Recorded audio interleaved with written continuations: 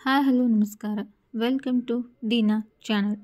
ಇವತ್ತಿನ ವಿಷಯ ಅಯೋಧ್ಯೆಯಲ್ಲಿನ ಬಾಲರಾಮನ ಮೂರ್ತಿ ಹಾಗೂ ಆ ಮೂರ್ತಿಯನ್ನು ನಿರ್ಮಿಸಿದ ಶಿಲ್ಪಿ ಅರುಣ್ ಯೋಗಿರಾಜ್ ಬಗ್ಗೆ ತಿಳಿದುಕೊಳ್ಳೋಣ.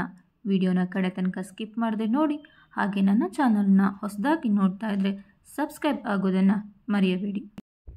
ಅಯೋಧ್ಯೆ ಶ್ರೀರಾಮನ ಜನ್ಮಭೂಮಿ. ಇಲ್ಲಿ ಜನವರಿ 22ರಂದು ರಾಮ ಮಂದಿರ ಲೋಕಾರ್ಪಣೆಗೊಳ್ಳಲಿದೆ ಹಾಗೂ ರಾಮಲಲ್ಲಾ ವಿಗ್ರಹ ಪ್ರತಿಷ್ಠಾಪನೆ ನಡೆಯಲಿದೆ. ಈ ದಿನ ದೇವಾಲಯದೊಳಗೆ ಪ್ರತಿಷ್ಠಾಪಿಸುವ ವಿಗ್ರಹವನ್ನು ಸಹ ಅಂತಿಮಗೊಳಿಸಲಾಗಿದ್ದು, ಕರ್ನಾಟಕದ ಪ್ರಸಿದ್ಧ ಶಿಲ್ಪಿ ಅರುಣ್ ಯೋಗಿರಾಜ್ ಅವರ ಪ್ರತಿಮೆಯನ್ನು ಆಯ್ಕೆ ಮಾಡಲಾಗಿದೆ. ಇದು ಇಡೀ ಕರ್ನಾಟಕವೇ ಹೆಮ್ಮೆ ಪಡುವ ವಿಷಯವಾಗಿದೆ. ರಾಮಲಲ್ಲಾ ವಿಗ್ರಹ. ಏನಿದು ರಾಮಲಲ್ಲಾ? ರಾಮಲಲ್ಲಾ ಎಂದರೆ ಬಾಲರಾಮ ಎಂದರ್ಥ. ಲಲ್ಲಾ ಎಂದರೆ ಚಿಕ್ಕ ಮಕ್ಕಳನ್ನು ಸಂಬೋಧಿಸಲು ಬಳಸುವ ಪದವಾಗಿದೆ. ಲಲ್ಲಾ ಎಂದು ಚಿಕ್ಕ ಹುಡುಗನನ್ನು, ಲಲ್ಲಿ ಎಂದು ಚಿಕ್ಕ ಹುಡುಗಿಯನ್ನು ಕರೆಯುತ್ತಾರೆ. ರಾಮಲಲ್ಲಾ ವಿಗ್ರಹವನ್ನು ತಯಾರಿಸಲು ರಾಜಸ್ಥಾನ ಮತ್ತು ಕರ್ನಾಟಕದ 2 ಬಂಡೆಗಳನ್ನು ಆಯ್ಕೆ ಮಾಡಲಾಗಿತ್ತು. ಕರ್ನಾಟಕದಲ್ಲಿ ಕೃಷ್ಣಶಿಲೆ ಹಾಗೂ ರಾಜಸ್ಥಾನದಲ್ಲಿ ಮಕ್ರಾನ್ನ ಅಮೃತಶಿಲೆಯನ್ನು ಗುರುತಿಸಲಾಗಿತ್ತು. ಇವು ತುಂಬ ಗಟ್ಟಿಯಾಗಿದ್ದು ಬಹಳ ವರ್ಷಗಳ ಕಾಲ ಬಾಳಿಕೆ ಬರುವಂತಿವೆ. ದೇವಾಲಯದ ಒಳಗೆ ಸ್ಥಾಪಿಸಲಾದ ವಿಗ್ರಹವನ್ನು 5 ವರ್ಷದ ಮಗುವಿನ ರೂಪದಲ್ಲಿ ವಿನ್ಯಾಸಗೊಳಿಸಲು ಶಿಲ್ಪಿಗಳಿಗೆ ಸೂಚಿಸಲಾಗಿತ್ತು. ಅದರಂತೆ ಕರ್ನಾಟಕದ 2 ಶಿಲ್ಪಿಗಳನ್ನು ಹಾಗೂ ರಾಜಸ್ಥಾನದ ಒಬ್ಬ ಶಿಲ್ಪಿಯನ್ನು ಆಯ್ಕೆ ಮಾಡಲಾಗಿತ್ತು.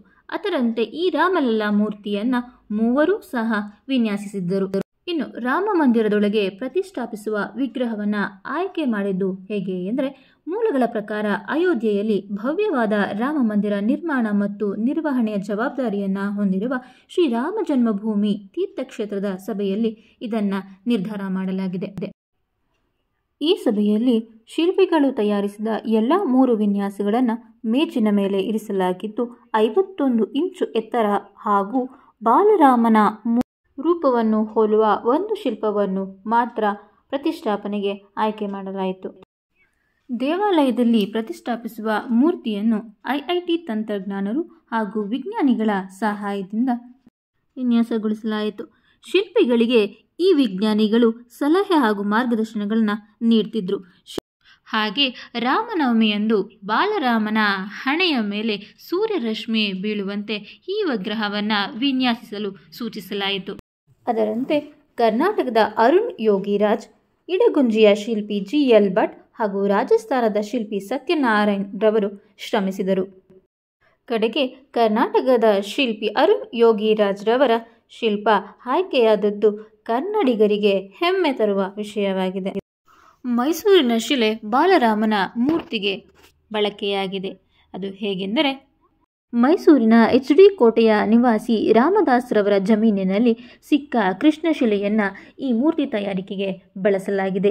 ಈ ಶಿಲೆಯ ವಿಶೇಷತೆ ಏನೆಂದರೆ, ಇದು ಕೃಷ್ಣಶಿಲೆಯಾಗಿದೆ ಹಾಗೂ IIRMನ ಎಲ್ಲ ಪರೀಕ್ಷೆಯಲ್ಲಿ ಪಾಸಾಗಿದ್ದು 40 ಟನ್ ತೂಕವನ್ನು ಹೊಂದಿದೆ. ಹಾಲು, ಮೊಸರು, ಅರಿಶಿಣ, ಕುಂಕುಮ, ವಿಭೂತಿಗೆ ಯಾವುದೇ ಪ್ರತಿಕ್ರಿಯೆಯನ್ನು ನೀಡುವುದಿಲ್ಲ. ಇದರಲ್ಲಿ ಮೈಕಾ ಎಂಬ ಅಂಶ ಇಲ್ಲ. ಯಾವುದೇ ವಸ್ತುವಿನ ಜೊತೆ ಈ ಶಿಲೆಯು ಪ್ರತಿಕ್ರಿಯೆಯನ್ನು ನೀಡುವುದಿಲ್ಲ. ಸಾವಿರಾರು ವರ್ಷಗಳ ಕಾಲ ಗಟ್ಟಿಮುಟ್ಟಾಗಿ ಬಾಳಿಕೆ ಬರುವಂತಹ ಶಿಲೆ ಇದಾಗಿದೆ. ಹಾಗೆ ಭಾರತದಲ್ಲಿ ಈ ರಾಮಲಲ್ಲಾ ಮೂರ್ತಿ ಎಲ್ಲೂ ಸಹ ಕಂಡುಬಂದಿಲ್ಲ.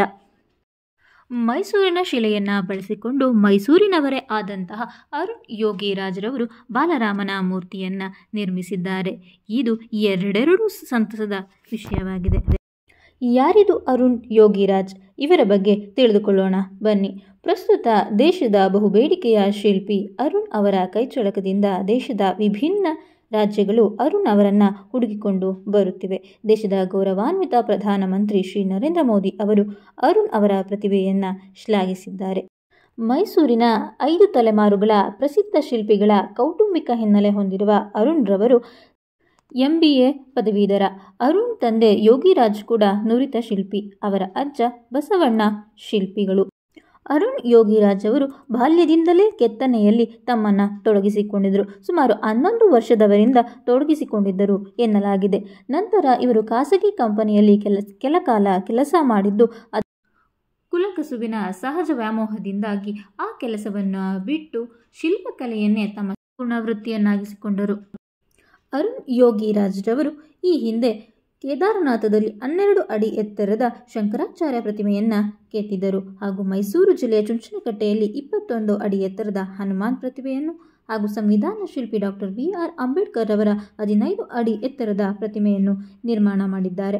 ಮೈಸೂರಿನ ರಾಮಕೃಷ್ಣ ಪರಮಹಂಸರ ಬಿಳಿ ಅಮೃತಶಿಲೆಯ ಪ್ರತಿಮೆಯನ್ನು ಮೈಸೂರು ರಾಜ ಜಯ ಚಾಮರಾಜೇಂದ್ರ ಒಡೆಯರ 14.5 ಅಡಿ ಎತ್ತರದ ಶಿಲಾ ಪ್ರತಿಮೆಯನ್ನು ನಿರ್ಮಿಸಿದ್ದಾರೆ. ಇವರು ಇಂಡಿಯಾ ಗೇಟ್ನ ಹಿಂದೆ ಅಮರ್ ಜವಾನ್ ಜ್ಯೋತಿಯ ಹಿಂಭಾಗದಲ್ಲಿ ಭವ್ಯವಾದ ಮೇಲ್ಛಾವಣಿಯಲ್ಲಿ 30 ಅಡಿ ಎತ್ತರದ ಸುಭಾಷ್ ಚಂದ್ರ ಬೋಸ್ ಪ್ರತಿಮೆಯನ್ನು ಸಹ ಕೆತ್ತಿದ್ದಾರೆ.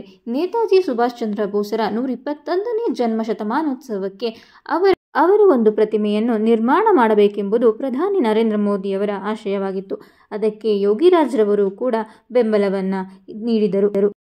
ಅದರಂತೆ ಸುಭಾಷ್ ಚಂದ್ರ ಬೋಸರ 2 ಅಡಿ ಎತ್ತರದ ಪ್ರತಿಮೆಯನ್ನು ಪ್ರಧಾನಿಯವರಿಗೆ ನೀಡಿ ಅವರ ಮೆಚ್ಚುಗೆಯನ್ನು ಸಹ ಗಳಿಸಿದ್ದರು.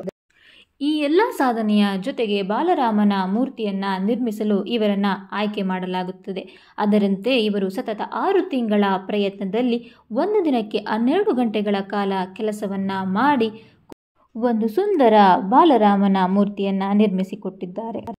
ಇವರ ಸಾಧನೆಗಾಗಿ ಅಪಾರ ಗೌರವ ಮನ್ನಣೆಗಳು ದೊರೆತಿವೆ.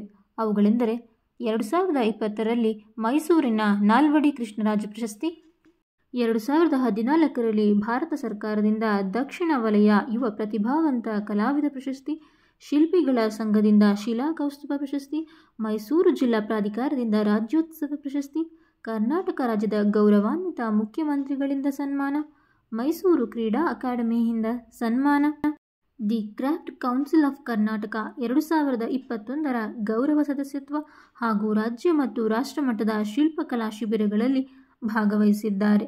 ಹಾಗೂ ಅನೇಕ ಆಯೋಗಗಳು ಇವರನ್ನು ಶಿಲ್ಪಗಳ ಕೆತ್ತನೆಗಾಗಿ ಆಯ್ಕೆ ಮಾಡಿಕೊಂಡಿದೆ. ಇದಿಷ್ಟು ಬಾಲರಾಮ ಮೂರ್ತಿ ಹಾಗೂ ಬಾಲರಾಮ ಮೂರ್ತಿಯನ್ನು ನಿರ್ಮಿಸಿದ ಅರುಣ್ ಯೋಗಿರಾಜ್ರವರ ಬಗ್ಗೆ ಮಾಹಿತಿ. ದಿನಾಂಕ 22/1/2024ರಂದು ಬೆಳಗ್ಗೆ 11ರಿಂದ ಮಧ್ಯಾಹ್ನ 1ರ ಮಧ್ಯದಲ್ಲಿ ಪ್ರಾಣ ಪ್ರತಿಷ್ಠಾಪನೆ ಕಾರ್ಯ ನಡೆಯಲಿದೆ. ಶ್ರೀರಾಮ ಜನ್ಮಭೂಮಿ ತೀರ್ಥಕ್ಷೇತ್ರದ ವತಿಯಿಂದ ಭಾರತದ ಪ್ರತಿ ಮನೆಗೂ ಮಂತ್ರಾಕ್ಷತೆಯನ್ನು ಹಂಚಲಾಗುತ್ತಿದೆ. ಅದರಂತೆ ನಮ್ಮ ಮನೆಗೂ ಕೂಡ ಈ ಮಂತ್ರಾಕ್ಷತೆ ದೊರೆತಿದೆ. ಹಾಗೂ ಇದರಲ್ಲಿ ಅಯೋಧ್ಯೆಯಲ್ಲಿ ನಿರ್ಮಾಣಗೊಂಡಿರುವ ಶ್ರೀರಾಮ ಮಂದಿರದ ಚಿತ್ರಪಟ ಹಾಗೂ ರಾಮ ಮಂದಿರ ಲೋಕಾರ್ಪಣೆಯಾಗುವ ದಿನ ಯಾವ ನಿಯಮಗಳನ್ನು ಅನುಸರಿಸಬೇಕು ಎಂಬ ಮಾಹಿತಿಯನ್ನು ನೀಡಲಾಗಿದೆ. ಈ ದಿನದಂದು ಭಾರತೀಯರಾದ ನಾವೆಲ್ಲ ಜಾತಿ, ಮತ, ಧರ್ಮ, ರಾಜಕೀಯ ಇವುಗಳನ್ನು ಲೆಕ್ಕಿಸದೆ ಎಲ್ಲರೂ ಒಂದಾಗಿ ರಾಮನಾಮ ಜಪವನ್ನು ಮಾಡೋಣ.